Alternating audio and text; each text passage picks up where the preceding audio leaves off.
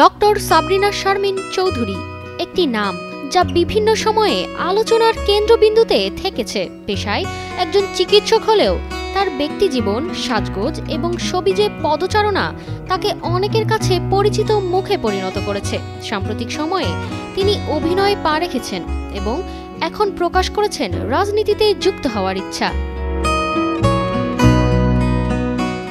সম্প্রতি ফজলুর রহমান বাবুর সঙ্গে জুটি বেঁধে তিনি অভিনয় করেছেন অভিমানে তুমি নামের একটি নাটকে।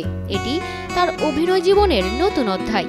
নাটকে অভিনয় ছাড়াও বিভিন্ন শোবিজ অনুষ্ঠানে তাকে নিয়মিত দেখা যায়। তার ইন্টারভিউ এবং সোশ্যাল মিডিয়ায় প্রকাশিত ছবি ও ভিডিও নিয়েও নেটিজেনদের মধ্যে আলোচনা সমালোচনা তুঙ্গে। ডক্টর সাবরিনা সম্প্রতি বলেছেন, আমি হয়তো অভিনেত্রী বা লেখিকা হিসেবে ভালো বা যেমনই হই না কেন, এর মানে এই না যে আমি নেত্রী হিসেবেও ভালো হব না। তিনি আরও যোগ করেন, যদি জনগণ চায় আমার কাজের মাধ্যমে যদি আমি এগিয়ে আসতে পারি তাহলে অবশ্যই আমি নেত্রী হব।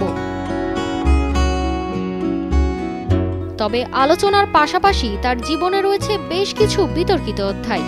করোনা মহামারীর সময় জেকেজি হেলথ কেয়ার ও রিজেন্ট হাসপাতালের প্রতারণার ঘটনায় তিনি এবং তার স্বামী আরিফ চৌধুরী শিরোনামে এসেছিলেন।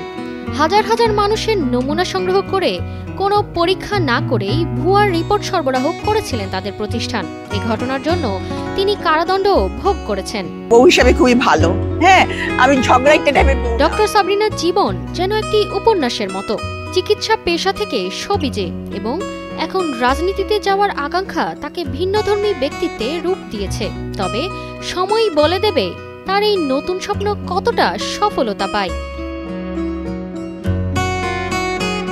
তারতিবা ফারুহী, কালের কণ্ঠ।